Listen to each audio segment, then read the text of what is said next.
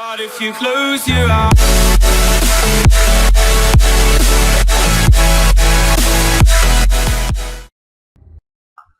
This video is about histograms. Basically, I'm going to show you how to interpret them and how best to use them in your digital image capture. So this first image right here is actually the screen off of a Canon camera to kind of give you an idea of what the histogram on the back of your camera looks like. You have basically the photograph you've just captured right here, and then you have your red, green, and blue channels right there. Here you have your luminosity histogram, and this basically just refers to brightness. This is just the general luminosity or brightness. This histogram right here is the one from Photoshop, and it's basically the same thing as this. Now, to understand a histogram, let's look at this image, which goes from black to pure white. And this is a grayscale for the most part. You have every tone in here that you need from pure black to pure white. Notice the histogram. The way you interpret a histogram is the left wall is your shadows and the right wall is your highlights. If ever the histogram or the data here is hitting the wall on either end, you are clipping. And what this tells us right now is that the highlights are clipping a little tiny bit and the blacks are clipping a little tiny bit, and that means we won't have any detail in those areas. Then the height of each area in here, what this really is made up of first is black through all the shades of gray until you hit white. And then this indicates how much of each tone there is within the image. So we've got a lot of black, we've got a lot of white, but we've got less of these gray tones here. If ever your histogram spikes off the top, that's not really a big deal because it's just telling you you got a lot of that information. So here is another black and white chart. Now if you look at the histogram here, it's hitting the wall on the black side, it's hitting the wall on the white side, and it's right smack in the middle because this is 18% gray, halfway between black and white. So we got a big spike here, and a big spike here, and a big spike here. But what this also tells us is we have nothing between black and 18% gray in this image. That's because it's abrupt. There's none of the gray tones that would be between black and 18% or 18% and white. So that's why we have a histogram that has basically 3 spikes in it. So now let's just look at a normal image and interpret it. This is the perfect histogram for this image. We've got full range all the way from black to white within the image. So probably somewhere in here is black, and then of course we have white highlights on these flowers, and we have a full tonal range exposure of this image, meaning this is a perfect exposure. And this is how a histogram should or could look. They're going to come in all shapes and sizes. There's no perfect histogram other than the histogram for the image you're concerned about. You want the perfect histogram for that image. So now let's take a look at this image. Getting ready to photograph snowshoeing, so I was doing some test shots, and what we have is we don't have white snow, we have gray snow. If you look here in the histogram, we're only interested in the luminosity part, which is the gray. We're not hitting the wall, so we don't have any pitch blacks, we've got detail. But our whites, which are this area, are far from being close to the wall. So that's what makes these, or this section of the histogram in here, the white section, really end up being more gray, is because it was not the proper exposure for this scene. It should look more like this, pushing the white areas closer to the wall. Now if they hit the wall, you wouldn't have this detail that you have here. So just because it's not hitting the wall doesn't mean it's not a proper exposure for the scene. Snow should be white, but it's okay here if this is still a little bit gray, and that maintains this detail here. So now let's look at another histogram. This is a proper exposure for this cowboy photographed in the studio against a black background. Look how much black we have here in the histogram. Lots of it. There's a lot of dark tones in here. But we also have some highlight tones right here on his face and his neck. That's this little bit right down here, just barely touching the wall, but not clipping or losing any detail. So this is a proper histogram for this scene. So the point I'm trying to make here is you need to look at your image and evaluate what kind of tones do you have in it. Do you have bright tones, dark tones, or middle tones, or everything in between? You want to achieve a histogram that's going to maintain the detail in all those areas. So here's a studio portrait. This is a test shot before I actually photographed this young lady. And the test shot was way overexposed. So look at the histogram. Total slam against the wall here. This is the white background that's climbing up and down the wall here. And this is the rest of the detail. The darkest tone in the picture is just about around that middle gray that we saw a little bit ago, which is going to be this tone and this tone. So obviously an improper exposure here. Here is the normal exposure. What we're looking at here is we got a perfect skin tone. This is where we want this to be. The white background is not pure white, and that's very difficult to achieve when your subject is standing on it. You have to do that really in post-production for a photo like this where they're standing on the white background. So here is all that white. It's kind of going off the top, but that's no big deal. It just tells us there's a lot of it in there. And it's more in the gray section down here than closer to the wall. The blacks, which are in here, have not quite touched the wall, and that means they are black with detail remaining in the black areas. Here's a portrait in the studio. Now when you look at this histogram, you think, oh, it's perfect. It's between both walls. That means I'm not clipping anything. But does that look perfect? Of course it doesn't. Her skin is washed out. Her skin is probably in this area of the histogram, right in here. It should be more in the middle for a proper skin tone. So now we have just the opposite, a really dark picture, and notice how everything went towards the shadows. Her face tone is probably right in here, this area, because it's really the brightest part of the picture.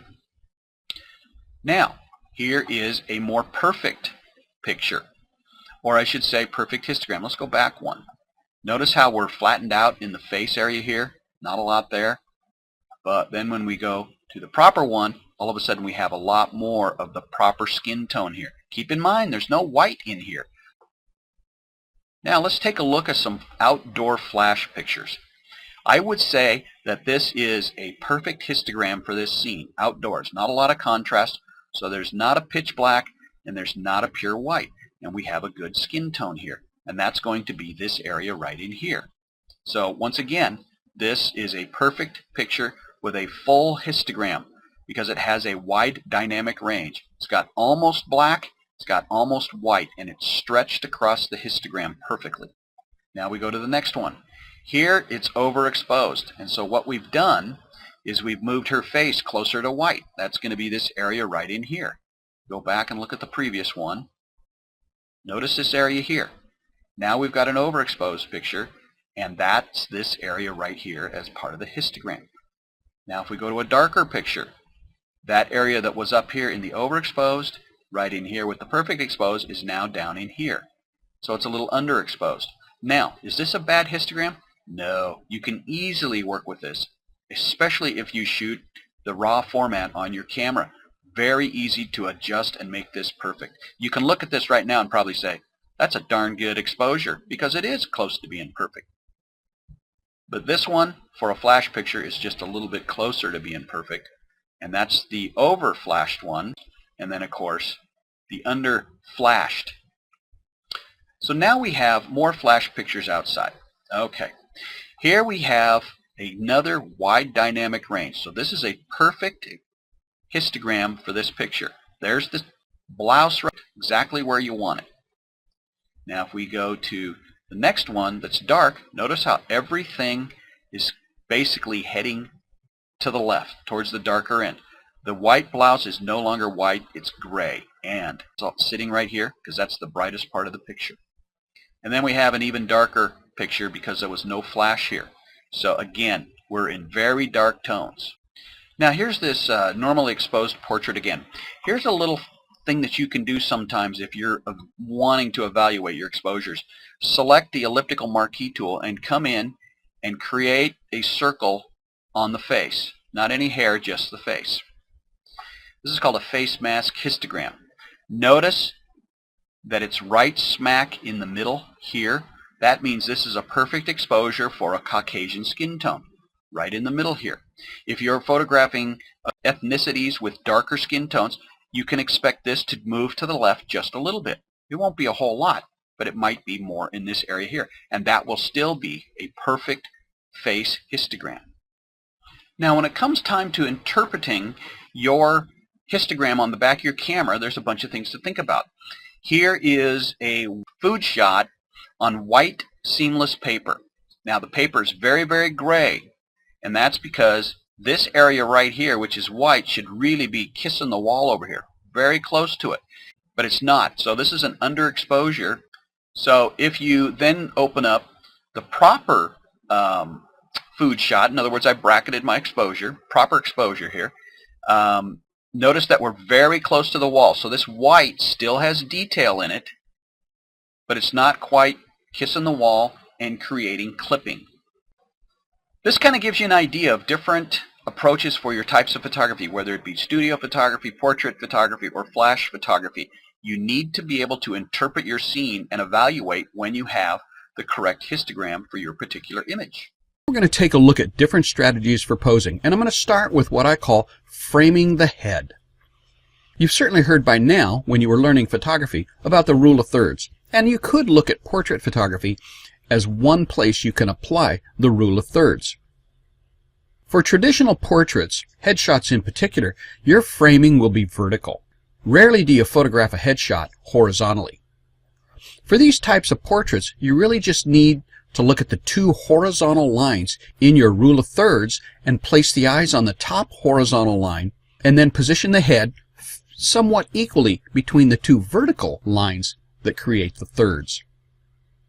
This is considered a very basic portrait and is not always considered to be very creative, but there are plenty of other opportunities to shoot portraits where you can get very creative. If you look at this image, you can see where her eyes are on the top line and her chin's on the bottom line, and basically if you were to add the two vertical lines, the head's pretty much centered in between those. Another thing to think about is what we call the X crop. If you look at this portrait, the X has been applied with two diagonal lines coming from each corner down to the opposite corner. Here, you want to put your nose close to the center, but also on a diagonal line. This puts the near side eye closest to the camera on the upper section, but here I'm getting a little bit technical, but it's a strategy. You won't really be drawing this X on your camera, LCD, or anything like that. You will be consciously just trying to center the person very effectively in the frame. Another pose that's very popular and shows a lot of strength in people, no matter whether they're women or men, is when their arm is leaning on a table. In the studio, that can be a posing table or anything else you can get close enough to them where they only have to lean towards the camera just slightly. This kind of illustrates a person's strengths, that they're strong, they're leaning towards the camera, and that sort of thing. So you can get a posing table. You can find these online. Posing tables, which are just a small table on a stand that can be adjusted to go up or down depending on the size of your person, and then they just sort of put their arm out on it and lean towards it just a little bit. You don't want to do too much because a little goes a long ways. Another thing I do when I'm photographing a portrait is put my person or subject through the motions, so to speak. And this is going to be a lot of chin up, chin down, tilt your head more, tilt your head less, and so on. We do know that the most important thing to a person's face are their eyes. All of us as human beings look at ourselves in the mirror every day, and we always look at the eyes. As we do this, we often see imperfections with what we see. So it's natural to develop mannerisms to diminish or hide these perceived or real imperfections when we are out in the public, especially upon arrival at a studio for a portrait session. It's natural to want to hide crooked teeth, a long nose, a double chin, a diminished hairline, and many people do this by raising their chin, among other things they feel are unnatural. As a photographer, you need to pay attention to your subjects and find ways to hide these imperfections by highlighting their strengths. Often it's a compromise in an attempt to make everything as perfect as possible. If you can visualize the face on an equal plane as the camera, then all facial features appear equal. But if the subject lifts or lowers their chin, the facial features become uneven. Raising the head makes the chin look larger, while lowering it makes the forehead look larger.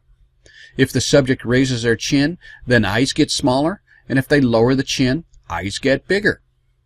Perfectly parallel makes the eyes look natural, but may leave the nose, chin, or other features not quite right.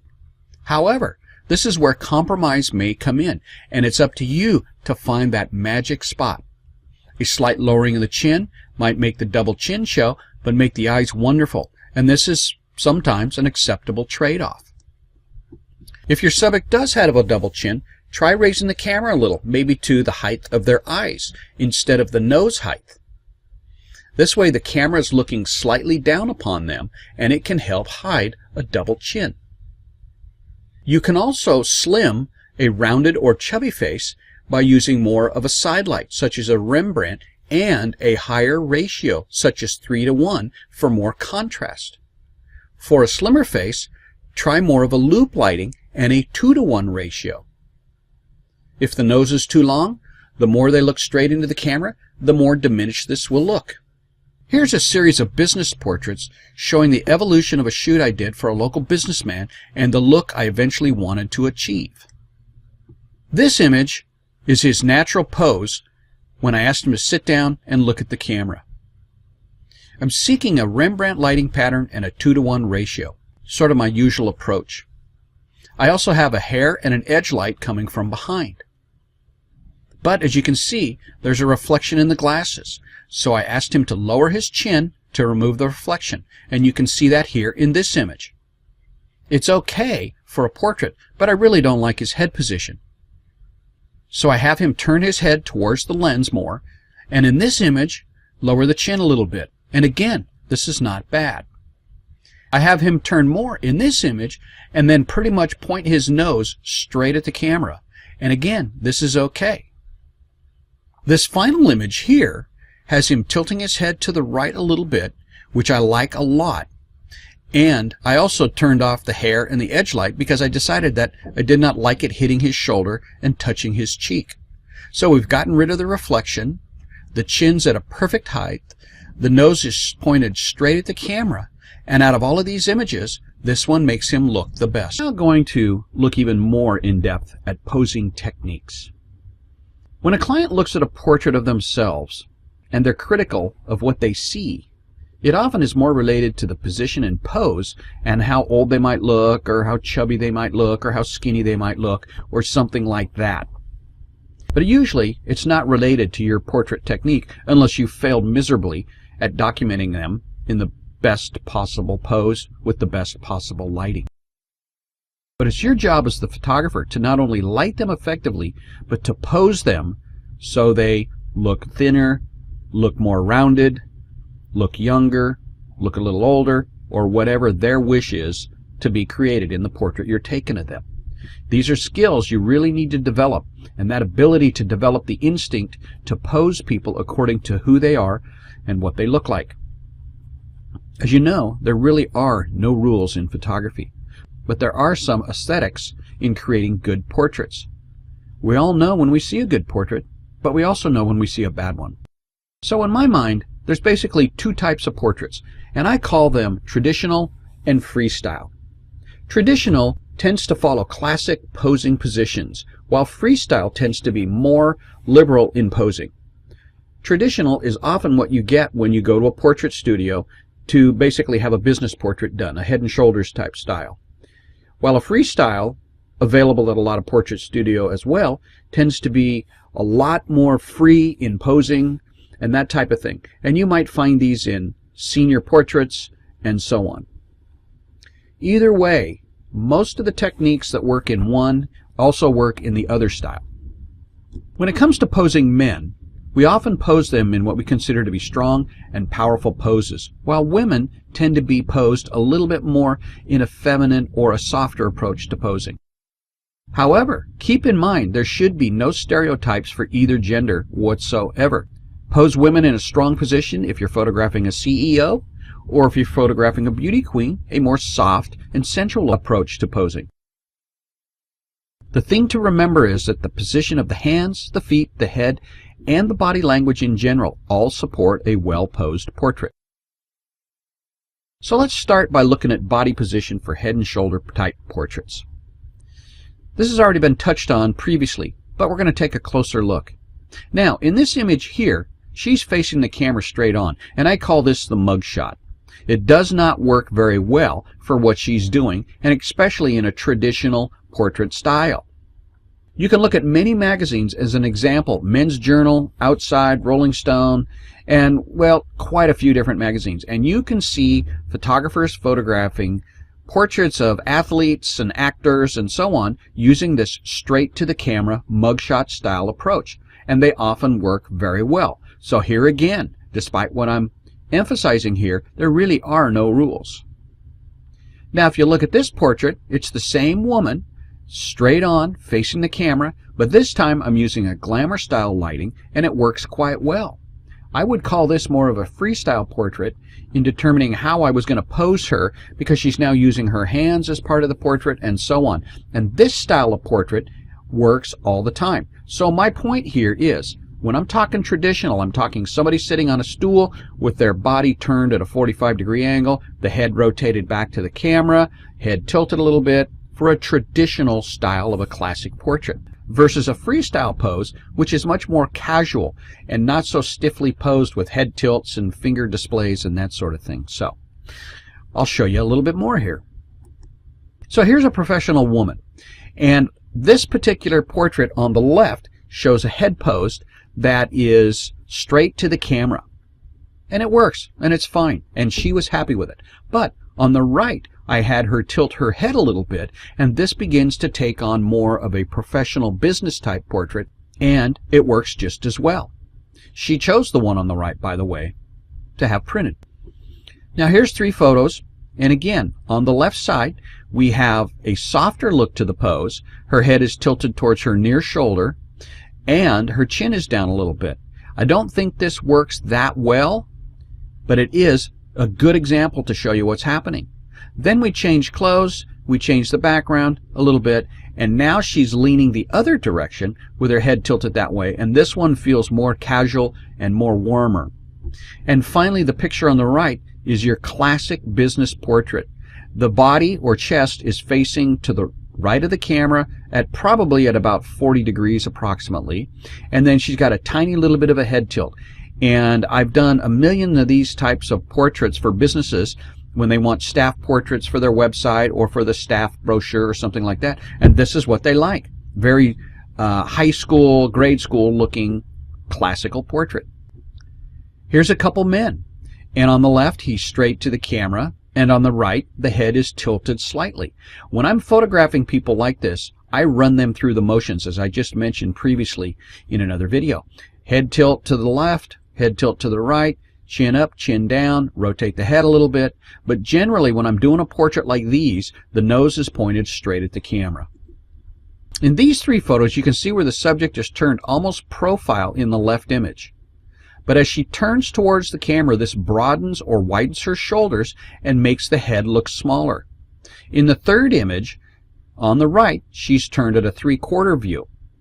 I feel that the middle image and the right image work a lot better for her body shape because she is a pretty thin person.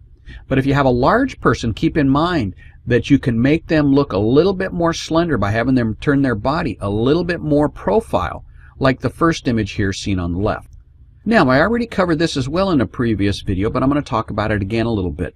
In this particular image here, the key light is on the right side, so it's not hitting the front of her, and I think it works very well. I talked about this from the standpoint that when the body faces the key light, you get good lighting on the front of a person, and often that works best when you're doing a business head and shoulder type portrait. But when you're doing other types of portraits, when you can get away from the formalities, having the body face away from the key light can work. Here, most of the light is on her face, making it brighter, and this works very well. Another way that this lighting approach is used quite a bit is in boudoir and glamour photography, where they want to emphasize the chest of the woman, and in particular the cleavage area, where the lighting angle creates more shadows and highlights and definition. So that's another reason for having the body face this way if you're doing that type of portraiture. Arm position and how it relates to the rest of the body is also an important consideration. In this photo, you can see how her arm is in this pose, up close and next to her body, and it kind of creates an uncomfortable look. In this photo, the arm has been moved and creates a line leading to her body, and it feels much more balanced. Depending on the style of portrait you're doing, hands may also require some special attention. The main rule is to avoid showing the back of the hand and avoid pointing at the camera.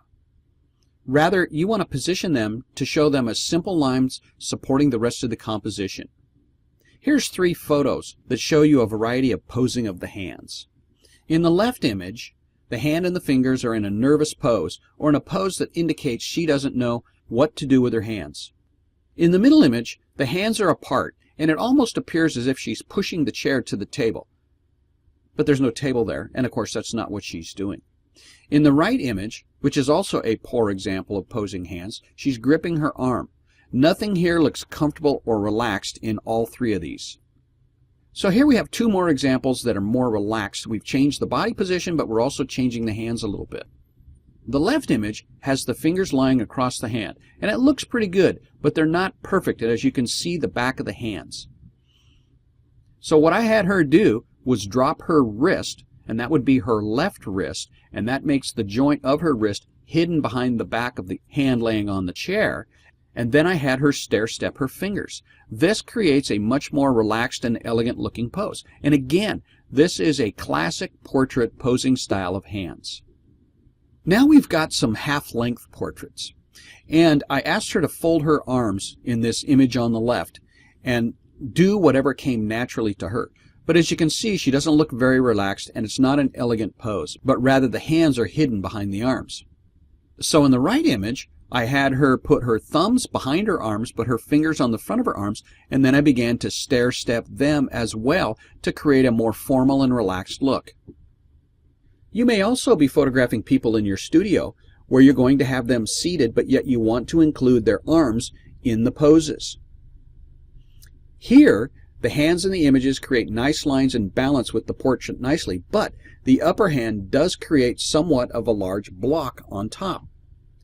So pulling that arm a little closer to her and allowing the wrist to bend or break, as it's called, would be a much nicer pose. But even better is a pose more like this, where both arms are on the tables with the hands coming up and locking into the arms again, and again with the fingers stair-stepped. Sometimes in classic portraiture, you're going to want to bring a hand to a face.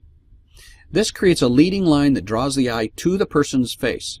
But here, the palm of the hand rests on her cheek, and it just looks like she's bored, trying to keep her head propped up from falling asleep, and it just simply doesn't work. This is a classic portrait, and honestly, I did this very early in my career a long time ago, but I would never do it again. But the chin is resting on the 2 hands against her cheek. Now, you can still do something like this and make it work, but you don't want it to quite be so static. Get a little closer, focus on the hands and the face, and mix it up a little bit, and then you would have a nice pose that works very well for a freestyle approach to this type of a pose. What I did is I began to move things around a little bit, have her move her fingers, have her lower her hand, try a couple different things, and this worked a little bit, but not that great. Then I moved on to doing something where I brought the fingers in together in more of a grip, and I felt this worked a lot better. It reduced the size of the hands in relationship to the face, and I think this worked a lot better. And finally, another thing you can do is eliminate one hand and put the other hand up under the chin as if the chin's resting on the hand or something like that. In this particular case, it still needs some fine-tuning. The wrist is sort of aimed towards the camera, and we don't really want that. So what I did is I had her rotate and then put her finger under her chin, and this looks much, much better. So again, what you need to do is keep trying a few different things and see what works. Because not every person's the same, and what works for one may not work for another. So here's a couple that I photographed in my studio. And basically, the hands was a challenge. So he's got his hands on her waist, and she's got her hands kind of on top of one of his hands, and this works pretty darn well. Here's another example of an executive who requested a stronger pose than what I was originally doing for him. So we got him leaning in a chair. There was no tables in this room because I was photographing at the company headquarters. And so what we did is we positioned him to lean on the chair, and that brought him forward towards the camera and created a very nice, strong pose, and he was quite happy with this. We're back to this woman, but this time she's in a business suit. So we tried a couple different things. She as well is leaning on something in front of her, and it happens to be a table here. This leaning towards the camera creates an atmosphere of strength and works very, very well, especially for business women. And then when we had her in the half pose, she also put her hand on her arm like this, tucked in the thumb, and then stair-stepped her fingers. But this time we left her other hand hidden. We're going to take a look at some different techniques and some problems, or I should say really some challenges that some of my clients presented me with and how I tackled them. So this first picture here is the cover of an annual report, and you can see all these people stacked up in the portrait, converted to black and white. When the client showed me the layout for this, it did sort of raise a red flag. You have this group of people standing shoulder to shoulder and then staggered a little bit so we can see all their faces. And my first concern was depth of field. Could I get them all in focus and zoom in on them and really create this stacked look of people next to each other? So we ended up setting everybody up. And the very first problem that arose was the difference in their heights. So I did bring a few things for people to stand on and so on and try to even them out. We did the best job we could. For lighting, I used two large umbrellas, as you can see in the diagram here. One in the back and then one closer to the camera with a fill light off to the side. The idea for the two key lights was that the first key light wasn't going to hit everybody, or starting at the far end versus the near end. So two key lights basically to light the fronts of all of them. And then the fill light off to the side to really fill it all in. The client really wanted one photo, but while we were shooting this and the client's looking at the pictures and seeing the really difficult challenges of the different height, keeping the head sizes close to being the same because they really weren't, we ended up doing this group photo, and then we ended up photographing everybody individually, and they went into Photoshop and composited them all to create basically the same head size, a really nice amount of staggered positions for everybody. Much easier than trying to do it all in one shot. So very challenging, but that's how we handled this thing. Shoot everybody individually against a white background, using exactly the same lighting technique on every single person, and then separate them from the background and create the composite. Another technique that's kind of fun is a high key technique. And what that means is most of the tones in the scene are light and bright. Really not very many blacks, if any. And so the high key is really a fun one to do. There's also low key, which means all the tones are closer to being very dark. High key is often pretty flat because the goal again is to avoid shadows and create contrast, or I should say have less contrast when you create a high key. So here's a portrait of a woman, and you've seen this already. You could call this very high key. She's blonde, she's lit with beauty lighting technique, and the background is white. So clearly a high key technique. Now here's a multiple exposure of a ballet dancer that's an excellent example of high key and freezing motion multiple times in the same frame. Here I used a white seamless background, and she also wore a very light toned outfit. I used two large soft boxes, one above the other on the camera right at about 4 o'clock, and another umbrella above the camera for fill. And I set the ratio between the two at a half a stop, or as they say, 1.5 to 1. I then accentuated the effect in Photoshop just to make sure the background was nice and white and she was somewhat translucent and bright. Now, as I mentioned, low key is just the opposite of high key. The tones are all darker, mostly made up of medium to dark gray with some black. This portrait was actually created for a book that featured a lot of notable women in the Pacific Northwest, like writers and politicians, artists and dancers, etc. And I was asked to photograph two of the people that were going to be in the book. And so we went for this low-key effect. And you can see that her face is brighter, but the light really falls off at the bottom of her, and that was exactly the goal. Just to be really artistic with the lighting, almost black and white, that's somewhat dark in tone, that has a feel of a glow to it, and so on. So the first step, of course, was to create the background. And I began by painting the wall in my studio a medium gray. Then, besides the gray wall, I bought very dark charcoal gray paint and very light paint, close to white but still a little bit gray. And I took a sponge and I dipped it into the paint tray, and I would splotch the dark patches or dark spots and white spots all over the wall to create a really nice textured background. And I used that for years, photographing people in front of it. I then threw a canvas on the floor and set her on a stool. And for the lighting, I used an extra large light box on camera right, and then also a grid on a second light that was hitting her in the face. And I'm going to show you this technique coming up, so I won't go into too much detail here because I have a better example. The idea is that the grid light and the light box are both key lights, but the light box is at a weaker power than the grid. And the grid's aimed at her face, and then the key light sort of lights the rest of her at a much reduced power. Then I also used something called a cutter card.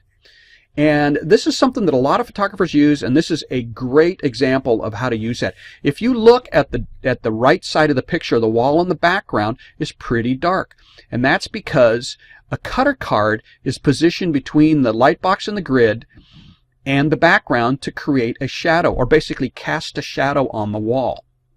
You take that cutter card, which is big, like 4 feet by 8 feet or close, and you slide it close in and you slide it back out until you find the shadow that's hitting the background perfectly. And then that sort of creates more of a glow around her, but not evenly lit on the right side, and it works a lot better.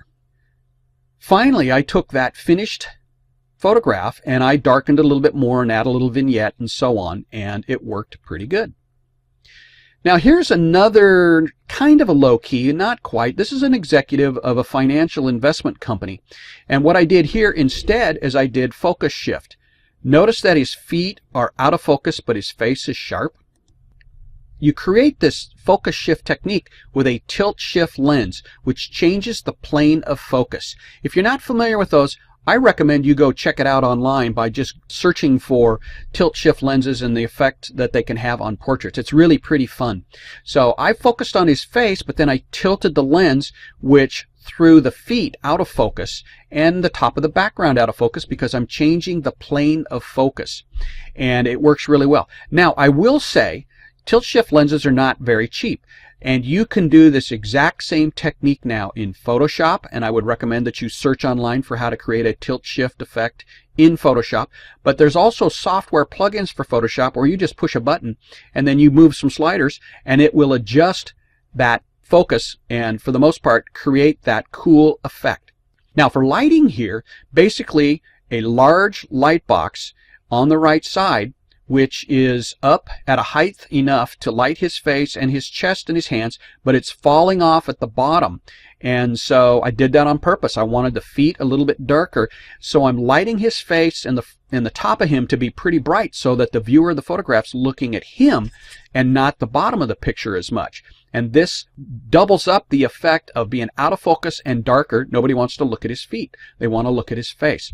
And then, of course, there's a large reflector on the left side, a 4 foot by 8 foot panel on the left side to keep the contrast pretty low. Here's another fun technique that you can do that's really pretty simple in most of the lighting. This was an assignment for a orthopedic clinic, and concept behind the photo had to do with arthritis and how they treat it and all that kind of stuff, and they wanted this photograph for an advertisement. So we set up this chair in the studio. I've got my canvas background hanging in the background. I've got a large key light on the right side creating a Rembrandt pattern on the front of her, and then a fill reflector on the left side. The background is a little bit trickier.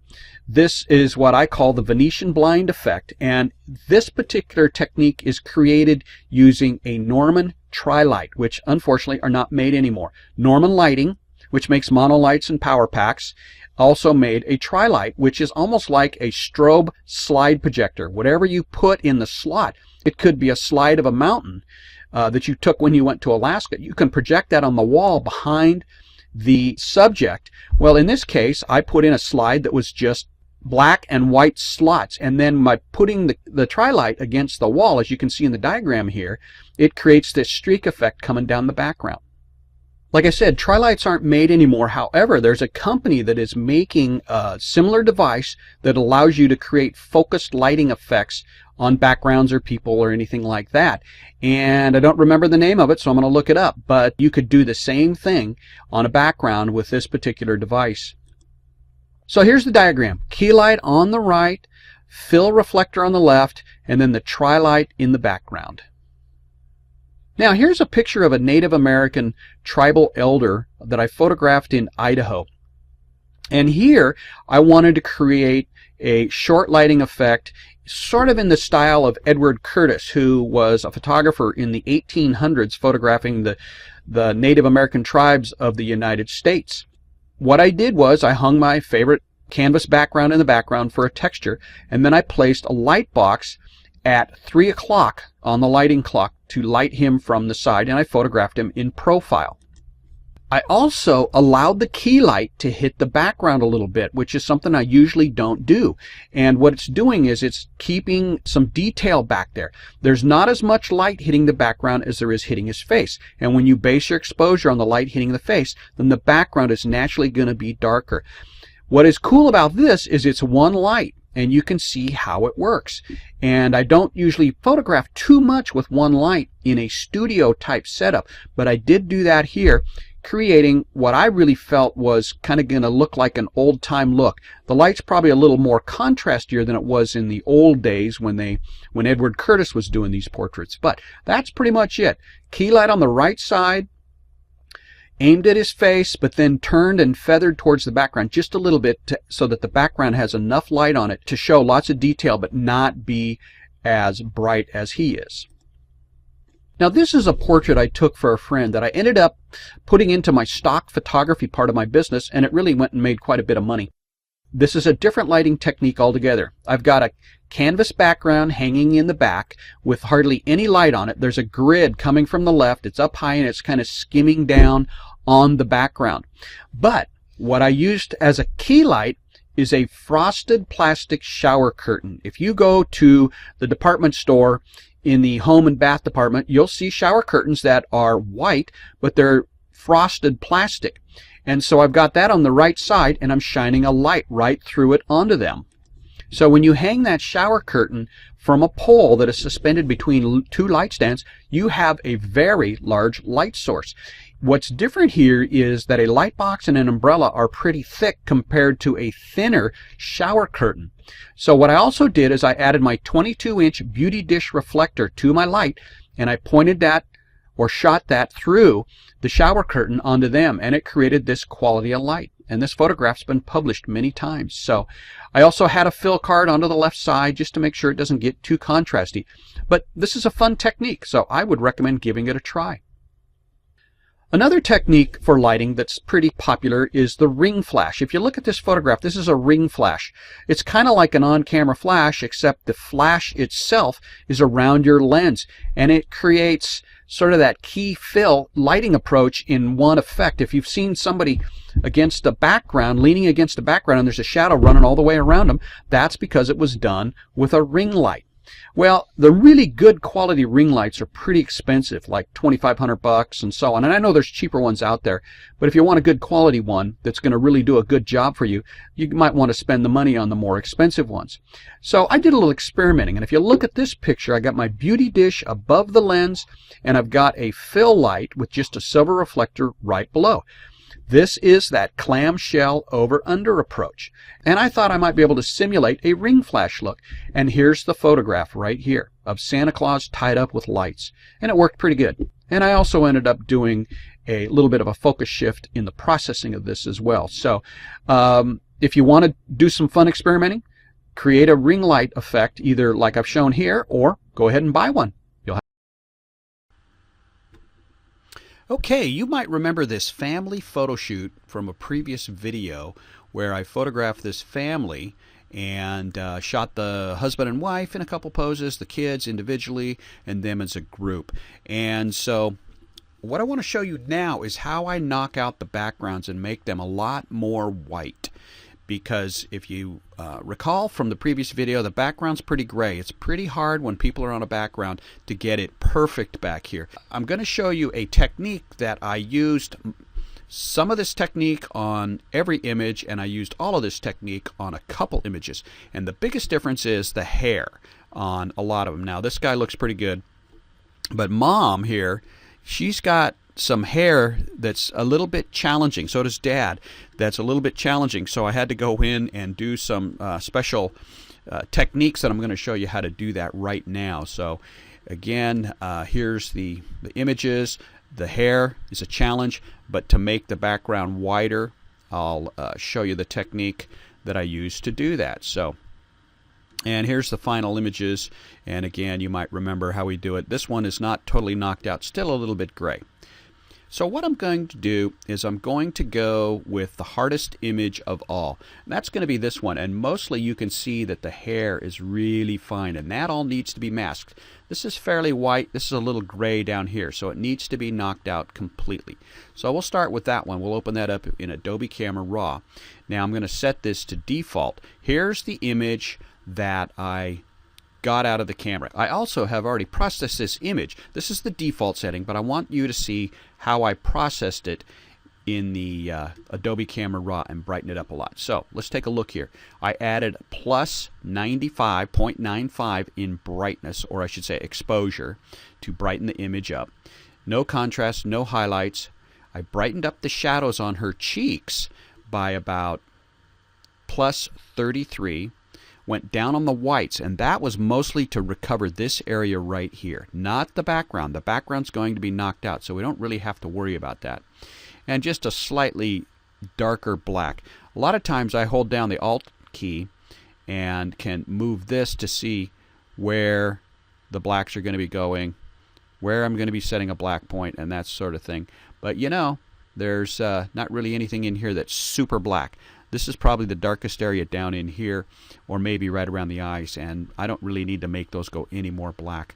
I'm going to leave out all the rest of these, preferring to do that once I'm done processing the image. So there is what I've done in RAW. So let's go ahead and open that up. Okay, so I have this opened up in Photoshop. Now, what I want to point out here is the tough areas for masking. The other images that I just showed you from the family are a piece of cake compared to her wispy hair here. So I'm going to go ahead and blow this up a little bit. And you can see what I'm talking about. I'm going to do my best to mask this and keep that rather than making it look like it's been cut out with a pair of scissors. So we'll go back down here and I'll show you what we're going to do to start with. And that is to basically cut her out from the background. So what I'm going to do is I'm going to use the quick selection tool and kind of come in here and make sure I set it to plus. Come back in here and do kind of a quick selection around her just to get these edges down here in these areas. All right, so it's basically outlined, as you can see, the arms, the back, the edge, but not totally the hair, and that's perfectly okay. I'm going to add this and see if it'll grab right to the edge of the shirt. Looks like it did a pretty good job. Now I'm going to come back in and select the lasso tool. And I'm going to come in, and first I'm going to blow it up a little bit bigger so you can see what I'm doing here. Move it into position here. All right, I'm selecting the lasso tool, which is right here. And I'm going to come in and add to the selection by holding down the Shift key. What I want to avoid is the areas where I can see through the hair into the background. I don't want to select those. I don't even want to enter into that territory because that's where the tricky part of the masking is going to take place. So I come around, I'm going to come back in, I'm going to do it again, still holding down the Shift key just to get a little bit closer. And maybe a little closer in here. This is a good edge up here, so I can come back in and really get close to the edge up here. All right, coming around, getting as much as I can. I can still get even more. Okay. And I can probably dive into this area just a little bit. Well, let's go ahead and go a little further. All right. I'm looking here, but that looks like that is her shirt rather than the background through there. So, okay. Now I'm going to zoom back. So the selection looks pretty good. Now the next thing I'm going to do is I'm going to duplicate the layer. And just kind of a backup is how, my workflow goes here. And the other thing I want to mention is you might already know a better way to do this that works really well for you, and you certainly should stick with what you know. There are 9 million ways to do things in Photoshop, but I'm just showing you how I prefer to do it. So I've made a selection, and it looks pretty good. I'm out to the edges, right where I want to be. So I'm going to come down here, and I'm going to click on Add a Layer Mask. As you look at it now, you'll see there's the mask that it added, and that's based on the selection that I've made. And it's really, really rough. So of course it looks like she's just been cut out with a pair of scissors out of a piece of paper. So the next thing I want to do is I want to tap on that mask, and I want to come over here. Brings up the Mask Properties palette, and I'm going to click on Mask Edge. Okay, you want to select this edge detection right here, and you've got a brush here. And you just drag it along the edge, and you'll start to see where her hair is coming back in. Because we're asking Photoshop to go in and find all those little fine details along the edge of her hair. So now we can see her hair, and that's pretty much everything I want to see. Now, as you can see, it brought back in the hair and a lot of the fine detail. Let me blow it up a little bit bigger. You can barely see some of the hair out here, but it definitely brought in a lot of the loose strands of hair that we were missing with that initial selection. Now, first thing I want to say is you'll also notice that it's gray. The hair is no longer the reddish blonde that she had, but it's turned to gray. So there's one thing you can do here that helps. You can click on Decontaminate Colors. And notice how it brought back a lot of the color into areas like this. In fact, it brought back a little bit too much. So I'm going to back off a little bit and kind of take a look at it and see, how it looks. And, it's not too bad. The reason that it's gray is because of the mask, and I'll show you that coming up. So I decontaminated the color a little bit around her head. We still got some bad color up here, but we can fix that with another technique. Okay, so let's look at the mask now, as soon as Photoshop is done here. Now let's take a look at the mask.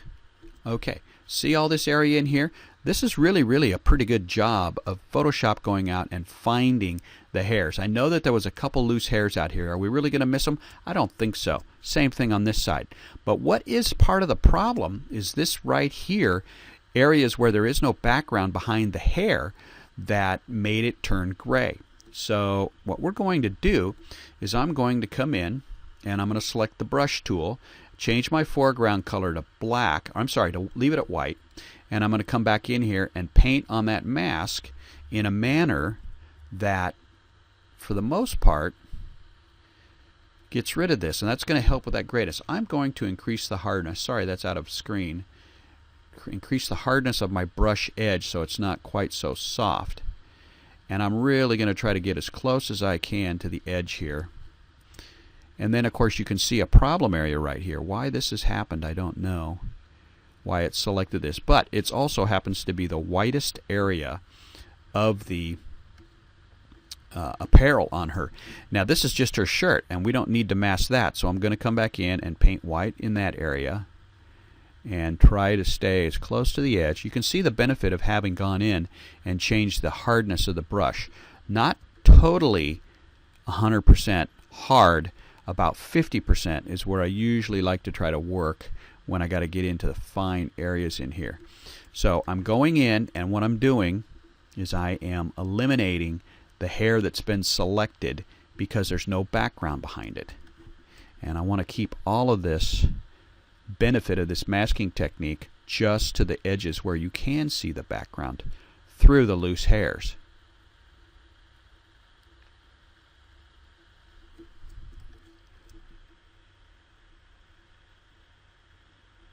And still working my way around as close as I can without spilling onto the background.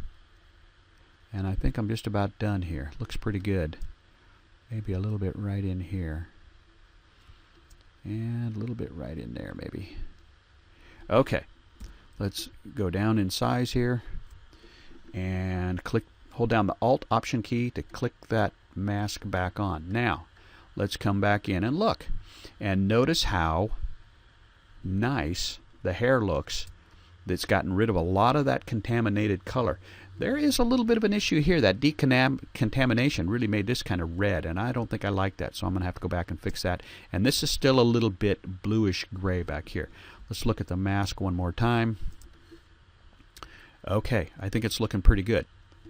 So the next step is I want to make the background white behind her. And that's the reason for this mask is hopefully these hairs are going to stay here. I know some of them are going to disappear a little because they are so fine, but I want to make the background really white. So what I'm going to do is I'm going to create a curves adjustment layer. All right, there we go. And it's empty here as you can see, but what I want to do is I only want to brighten, again, as I just mentioned, the white part back here. So what I'm going to do is hold down the Alt key or Option. I'm going to drag this mask up to that curves adjustment layer, and I'm going to replace it. As now this mask is on the curves adjustment layer. If I was to go in and make some changes, I'm only changing her, not the background. Of course, I don't want to do that. So what I'm going to do is click on the mask, and I'm going to invert it. So now we have just the opposite mask. There you go. So that's going to protect the background. So we'll turn that back on. I'm going to click on the curves adjustment layer, and I'm going to zoom back a little bit so you can see what I'm doing here. I'm going to go ahead and just increase the brightness of the background to make it white. And that might be just enough. So let's toggle that on and off. Let's get this out of the way. Okay, she's not really affected. However, if you look at the hair here, you can see some change. So we are losing a little bit of hair, and that's kind of wraparound that I talk about when shooting on white backgrounds. A little bit of wraparound going on there. So if we turn that on and off, so we're losing a little bit, but boy, that is not much, and I think it really, really looks good. So I'm happy with that. Now, as I said, with this family, I did exactly the same techniques, but the hair was much easier because of Dad and the kids didn't have so many stray hairs going around them.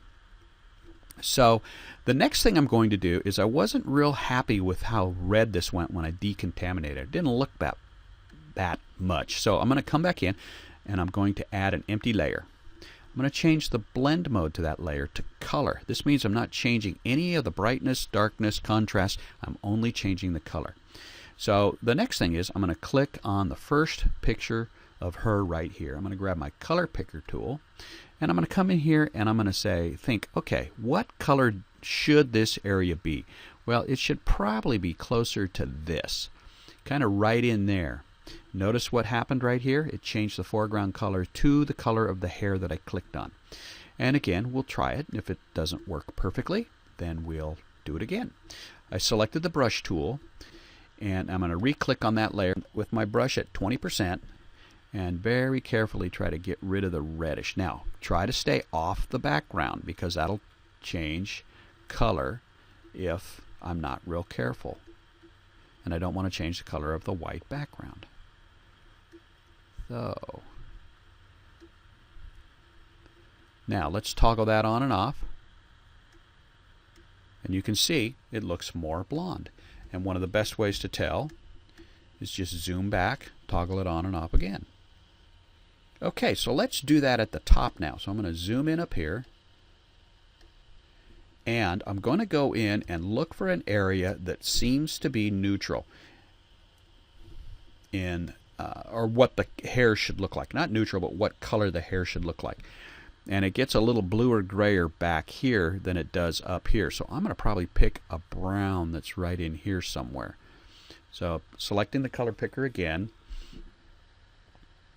And coming in and picking. I do want a little bit of warmth in it. So I'm going to pick right there. That looks like that's got a little bit of warmth.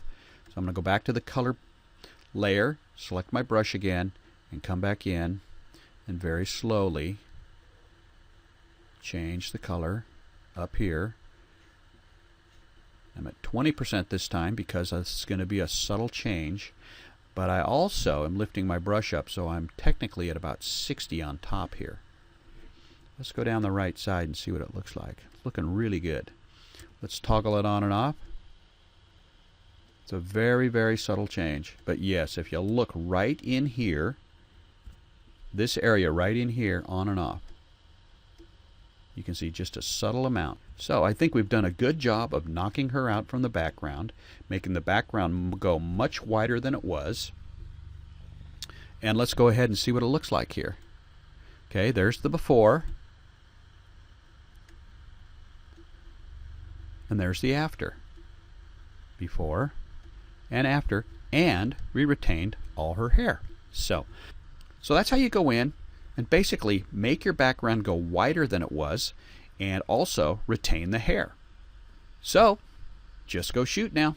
But if you close your eyes